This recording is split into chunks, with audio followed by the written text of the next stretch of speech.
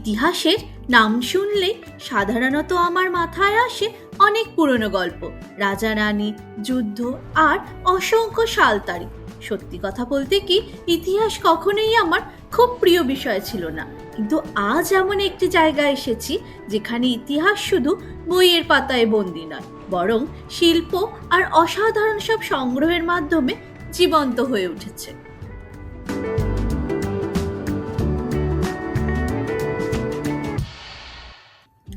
আর সেই কারণেই আজ আমরা চলে এসেছি লন্ডনের অন্যতম জনপ্রিয় এবং বিখ্যাত মিউজিয়াম ভিক্টোরিয়া অ্যান্ড অ্যালবার্ট মিউজিয়ামে। হ্যালো এভরিওয়ান, আমি দীপলিনা আবারও স্বাগতম জানাই আমার নতুন একটি ব্লগে। আশা করছি আপনারা সবাই খুব ভালো আছেন আর আমরাও ভালো আছি। তাহলে চলুন আমরা প্রবেশ করি এই অসাধারণ মিউজিয়ামের ভেতরে এবং দেখে নিই কি কি চমক আমাদের জন্য অপেক্ষা করছে।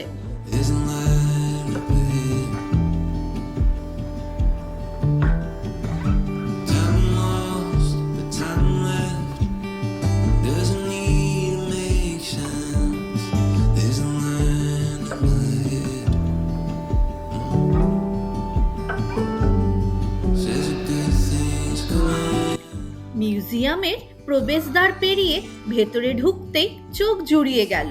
বিশাল হলঘর আর চারপাশে এত সুন্দরভাবে সাজানো প্রদর্শনী যে কোথায় আগে তাকাবো বুঝতেই পারছিলাম না। মনে হচ্ছিল যেন এক বিশাল শিল্পের জগতে প্রবেশ করছি।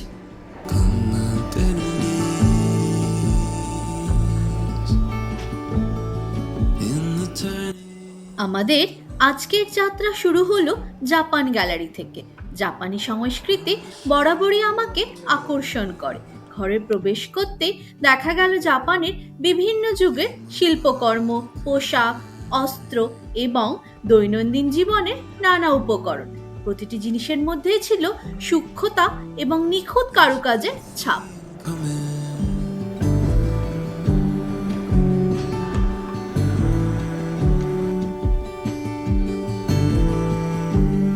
জাপান গ্যালারি দেখার পর আমরা চলে গেলাম বৌদ্ধ ধর্ম বিষয়ক প্রদর্শনীতে।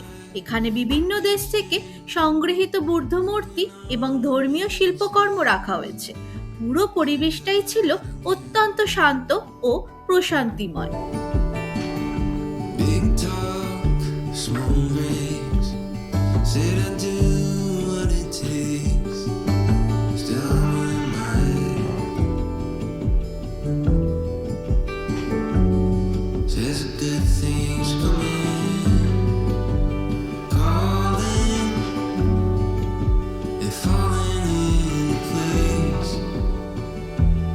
এরপর আমরা পৌঁছে গেলাম একটি বিশাল হল ঘরে।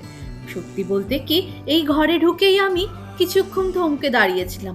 এত বড় জায়গা, এত উঁচু ছাদ এবং সুন্দর স্থাপত্য একসঙ্গে খুবই কম দেখা যায়।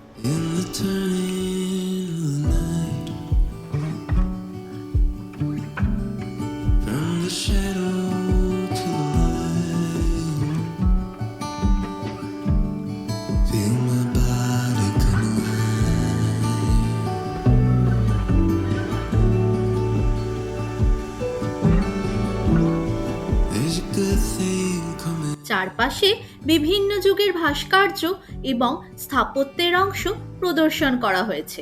প্রতিটি জিনিস যেন নিজস্ব গল্প বলছে। এই বিশাল ঘরটির সৌন্দর্য ভাষায় প্রকাশ করা সত্যিই কঠিন। ক্যামেরায় যতটা সুন্দর দেখাচ্ছে, বাস্তবে তার চেয়েও বেশি অনেক মুগ্ধকর।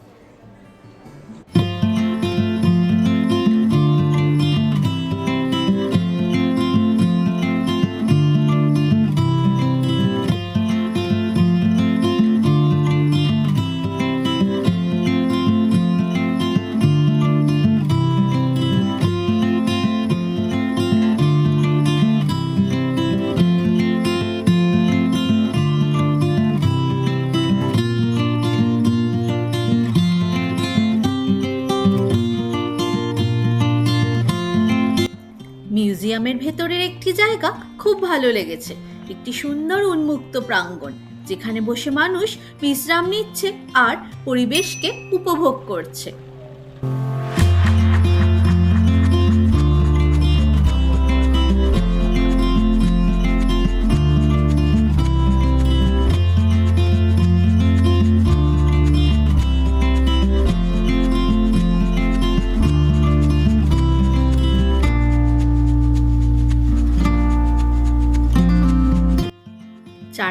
স্থাপত্যর মাঝখানের এই খোলা জায়গাটি এবং সুন্দর পরিবেশ মিলিয়ে জায়গাটি অত্যন্ত মনোরম।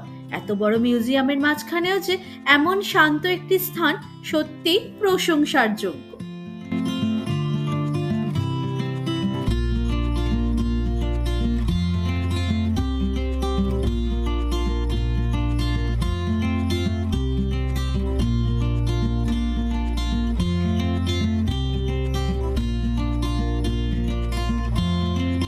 এরপর আমরা ধীরে ধীরে মিউজিয়ামের বিভিন্ন অংশ ঘুরে দেখতে শুরু করলাম।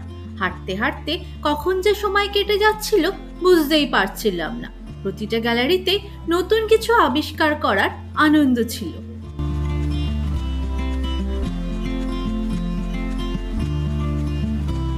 কিছু দূর এগিয়ে আমরা পৌঁছে গেলাম ভাস্কর্যের ঘরে। আর সত্যি বলতে কি, এই ঘরটি ছিল আজকের ভ্রমণের অন্যতম আকর্ষণ।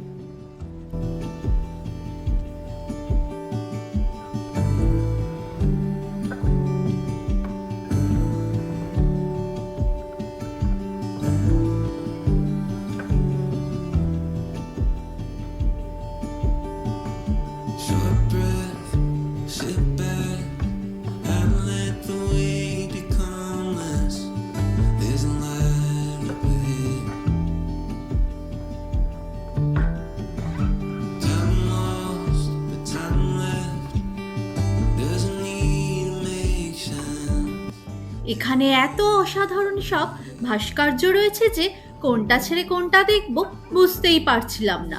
মার্বেল, পাথর দিয়ে তৈরি অসংখ্য শিল্পকর্ম সারি সারি করে সাজানো।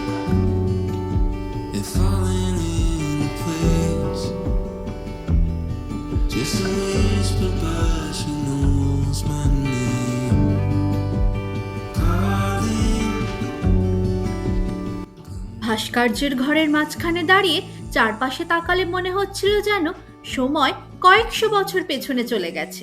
ইতিহাসকে যদি এভাবে দেখা যায় তাহলে ইতিহাস সত্যি বিরক্তিকর নয়।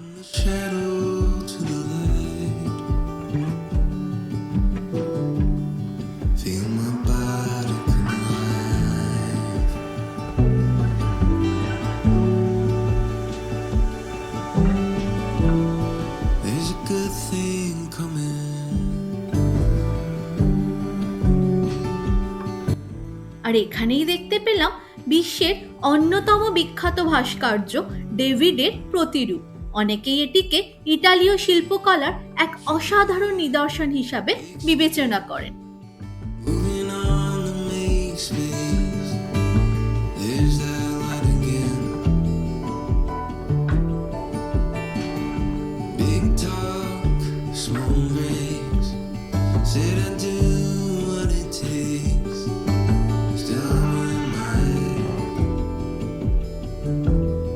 তারপর আমরা চলে গিয়েছিলাম উপরের তলায়। ওখানে মূলত কাঁচ এবং সিরামিকের শিল্পেরই প্রদর্শনী ছিল। কাঁচ দিয়ে তৈরি বিভিন্ন ফুলদানি থেকে শুরু করে ঝাড়বাতি, অলংকার, সত্যি দেখে মুগ্ধ হয়েছি। ভাবতেই অবাক লাগে সাধারণ কাজকে মানুষ কত অসাধারণ শিল্পকর্মে রূপ দিতে পারে।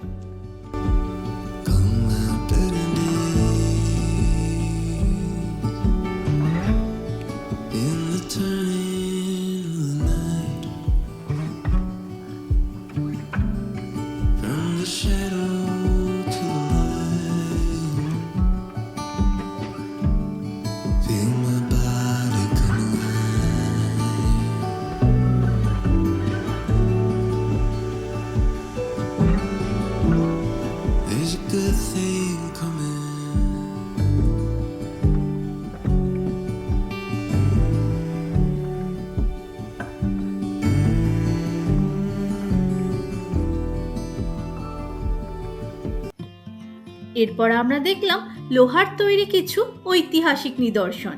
বিভিন্ন যুগে ব্যবহৃত লোহার গেট, অলংকার থেকে শুরু করে সাজসজ্জার উপকরণ এখানে প্রদর্শিত হয়েছে।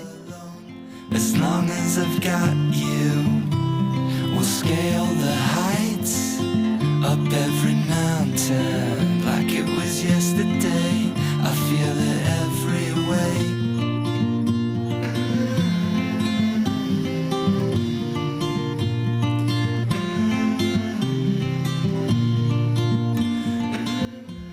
মিউজিয়ামটি নামকরণ করা হয়েছিল ব্রিটিশ রানী কুইন ভিক্টোরিয়া এবং তার স্বামী প্রিন্স অ্যালবার্টের নাম অনুসারে। 1852 সালে মিউজিয়ামটি প্রতিষ্ঠিত হয়। এটি বিশ্বের বৃহত্তম শিল্প ও নকশা বিষয়ক জাদুঘরগুলোর একটি।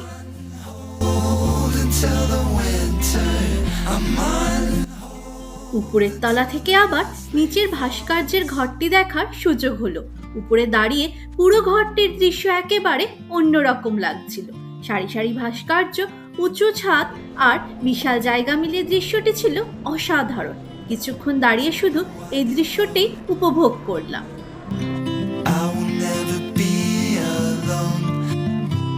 এরপর আমরা চলে গেলাম জুয়েলারি গ্যালারিতে, আর এটাই ছিল আজকের আরেকটি চমক। এখানে বিভিন্ন সময় রাজকীয় অলংকার থেকে শুরু করে অসাধারণ কারুকাজের গয়না প্রদর্শিত হয়েছে। প্রতিটি গয়না শুধু সৌন্দর্যের জন্য নয়, বরং সেই সময়ের সংস্কৃতি এবং সামাজিক অবস্থানের কথাও তুলে ধরে। ধীরে ধীরে আমাদের ভ্রমণের শেষ সময় চলে এলো। এতক্ষণ ধরে ঘুরে বেড়ানোর পরও মনে হচ্ছিল এখনো অনেক কিছু দেখার বাকি রয়ে গেছে।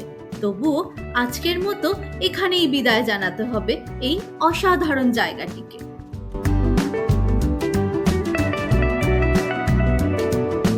আশা করছি আজকের এই ছোট্ট ভ্রমণে আমার সঙ্গে আপনারা ইতিহাস আর শিল্পকলার অনন্য জগৎটাকে কিছুটা হলেও অনুভব করতে পেরেছেন।